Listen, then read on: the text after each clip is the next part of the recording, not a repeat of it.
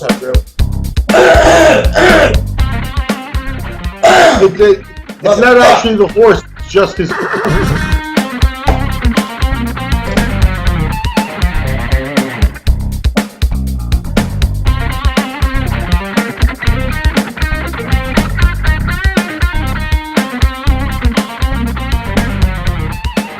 Hey, I'm your host, Chadillac. This is the Cage Rage Podcast.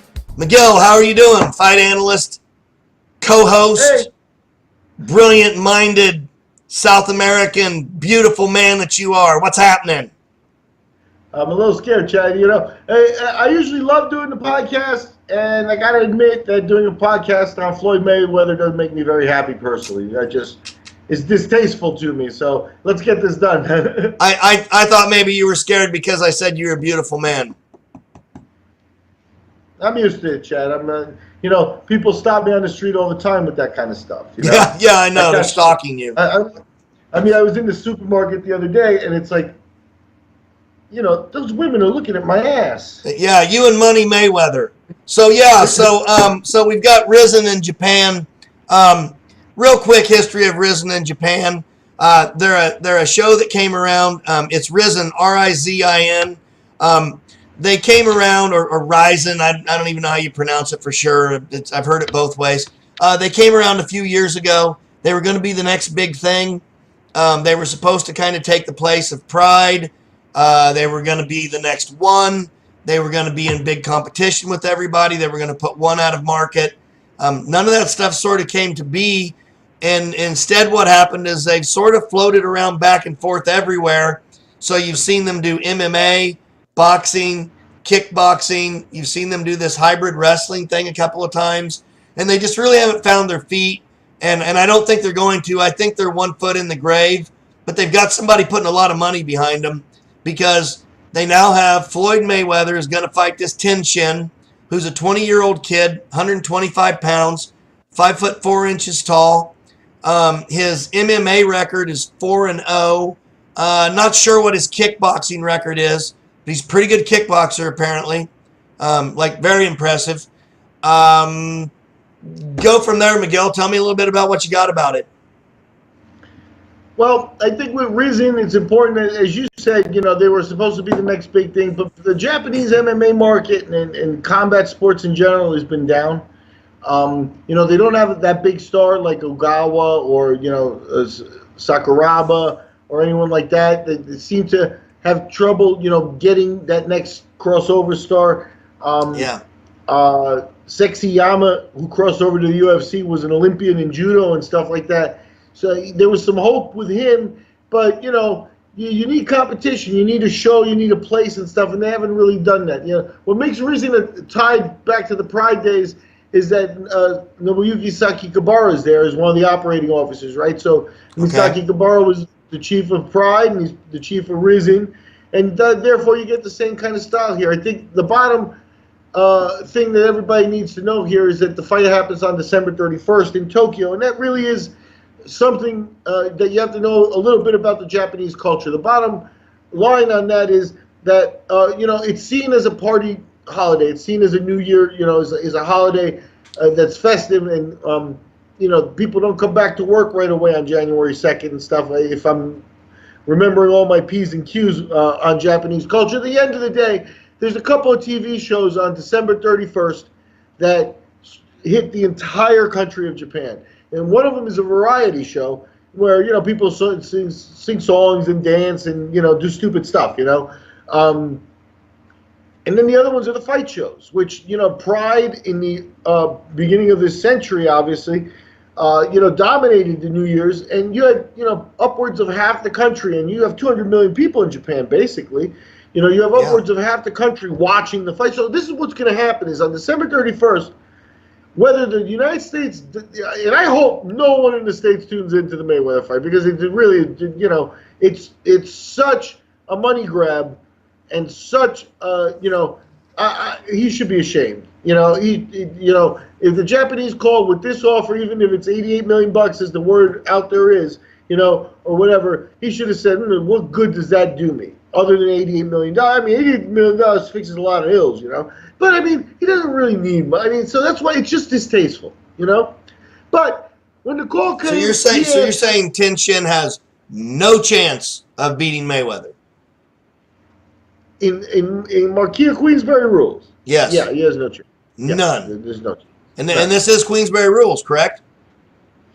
None of that's officially decided. I think they're going to leave everything to the end.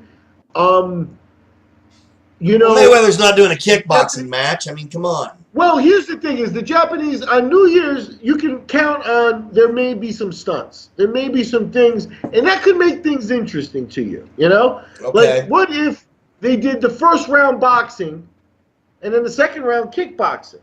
So maybe there's going to be some pressure for Mayweather to come in and knock him out right away, and the kid may want to survive until the second round. That makes a completely different style of fight than you would say if they were just going to come out and straight box, right? But wouldn't they be advertising that right away so they could sell tickets? Toss some ideas like that around. Wouldn't they be advertising that right away to start selling?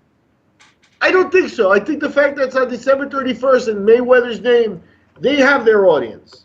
Okay. I mean, there's nobody there saying, "Where's our pay? You know, are we going to get pay-per-view in the United States and stuff?" In other words, they're not. In other words, they're not at all concerned about a United States audience. I think in this case, on December 31st, they have a huge market in Japan that they will dominate with this fight. The money's going to come in. They've got enough money to sponsor this guy, and the amount of paycheck that he has there, that gives you an idea of what's going on there. Half the country is going to be watching him. If somebody in Japan had, one of the organizers here now had some type of a world vision where they said, this will be our first time where we're going to work with DAZN, and let's put the Mayweather fight on, so everyone can see it on the internet or on ESPN to, kind of deal where it's in the States, they'd make even more money, right? But I don't even think they're worried about that. Maybe they turned all that over to Mayweather. Said, whatever you could grab over there, grab it, and you have the rights to the fight. How are they going to monetize? I don't know. But they're going to make money because of the market and what it is. If they did it in February, they couldn't afford it. But on December 31st, you're going to have the entire country watching. So we're watching Rudolph the Red-Nosed Reindeer and The Grinch Stole Christmas, and they're watching fist fights. Yeah, there's a show aspect with pro wrestling and things like that where, especially at the beginning of the century, there was a tradition where, how do you capture TV audience on a day where everybody's out having fun and stuff? Yeah. And fighting has been able to do that in Japan. And I mean, I remember being in a restaurant coming over to Japan shortly after New Year's. And, was a conversation with a Japanese couple, and the man spoke English and the girl didn't. But we were talking about fights briefly, and when we talked about how Bob Sapp had just recently lost, this little girl broke out in tears. She was crying, So, and again, Bob Sapp is a crossover guy. She didn't really care about MMA, but Bob Sapp was the guy everyone in the country wanted to see, and they did. And that's what's going to happen. Mayweather's going to be seen by everybody in the country in Japan. He's smart. He's going to go over there and be respectful to this guy, elevate the country, say that they were great hosts, that he was happy to be there, and he can monetize even better. Yeah, so what happens if Mayweather goes over there and he just absolutely plows this kid, comes out by the third round, he's got him knocked out and dismantled, is totally disrespectful to the Japanese, has no respect for anyone, and does that sort of money Mayweather, I'm better than everybody, and uses that whole persona of arrogance, and what happens there? I mean, let's just pretend he does that. Does he make it out of the country alive, first of all? I think that would be really interesting. It's kind of like biting the hand that feeds you. The Japanese, as hosts, give you pretty good treatment, right? Yeah. In this case, all that has to be said is that you're getting $88 million, right? But like hotels, everything's going to be on time, buses and things. Mayweather's got his own money for his entourage. They'll let him take it. They'll make sure every detail is done to get the deal done, and they'll be very detailed about it. There won't be, on their end, they'll throw people at him. He'll have translators with him the whole time. Everything he wants. Yep. So, to go over there and be disrespectful at this time, I think would be something. I mean, it would catch a it would catch it. It would be very, you know, that's interesting to me because then what immediately comes to mind is there a 28-year-old like more hardcore guy, this guy's teacher, or this guy's mentor, or somebody who might be able to handle him? Does he fight? They've got a middleweight world champion. He just lost, but they've got a middleweight world champion. Middleweight's 160. Maybe he's too big, but like, who gets revenge for Japan? Because if Mayweather intelligently grabs $88 million there, goes over there and destroys the kid and says, "You got anyone else for me? I'll come grab $88 million bucks." They're gonna have to come up with somebody for pride. He'd make a lot more money that way, but I don't think it's in the cards that way. I think he's going over there. We'll see. I could be wrong, but I think he's going over there. He's going to be respectful. I think at the end he was respectful with McGregor. I think they had an agreement that he wasn't going to destroy him, and I think you saw it when they came out. The first big roar of the crowd was when Mayweather came in, sat back on the ropes, covered up, and let McGregor swing away. Yeah. Didn't get hit with a damn thing. No damage done. Nothing, but got the first pop of the crowd. Actually, as you know, that first exchange when McGregor touched Mayweather may have had the effect of Mayweather going, "Whoa, it's going to be that easy then." Okay. Yeah. So we'll go 10.5. You know what I mean? Yeah. So I really think it's that way because you're playing boxing. You know, you're in his sport and you're not, you know, it's like playing chess against, Fischer. Fuck, I forget his first name, but Bobby you know, Fischer. the American champ or one of the Russian champions, you know, or a grandmaster and some shit like that. It's like going to dance and going to a dance contest. You could be the best break dancer in the world, right?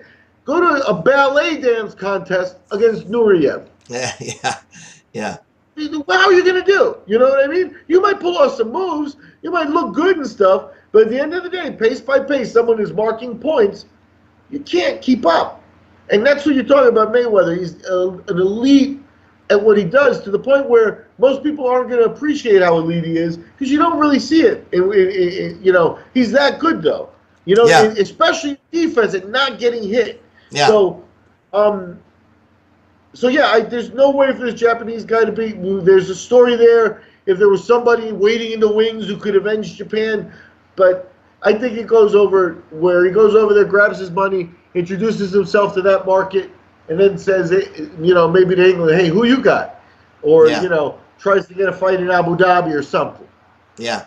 Well, look, we'll wrap it up with this then. I think what we're trying to see right now, there's a movie that just came out called The Meg. It's kind of out on streaming and stuff now, and it's about a megalodon, a prehistoric shark. And the thing that's most striking about it is the same thing with the new Dwayne the Rock, the movie, where he's in the skyscraper. There's a clearly Asian influence on it. The new Tom Cruise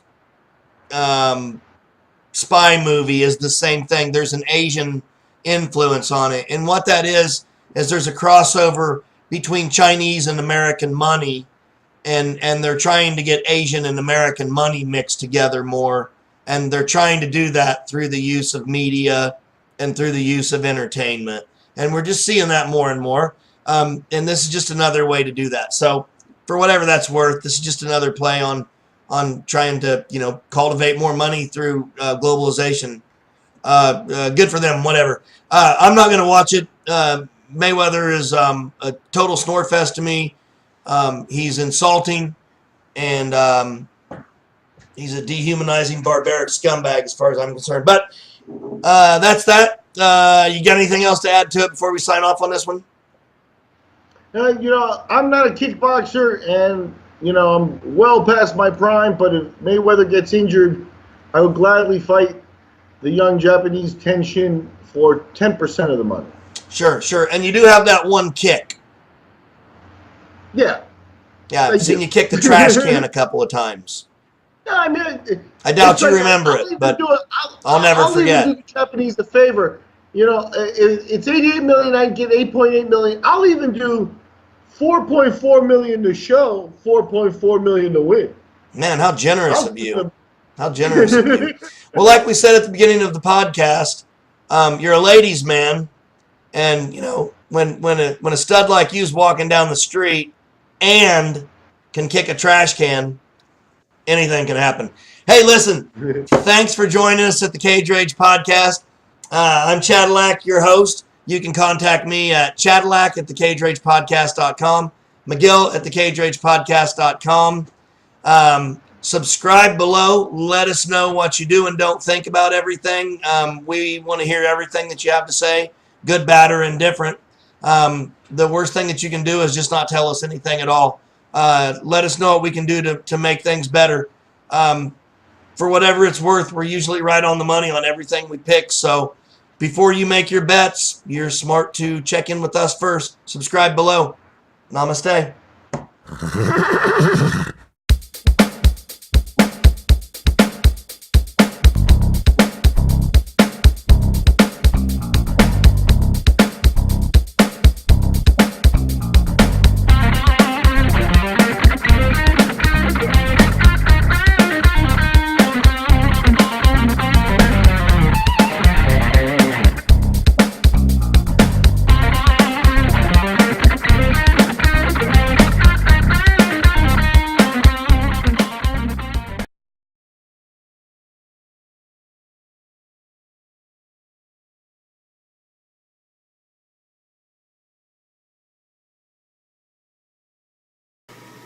Because that's how it has been since he's met this fucking bitch.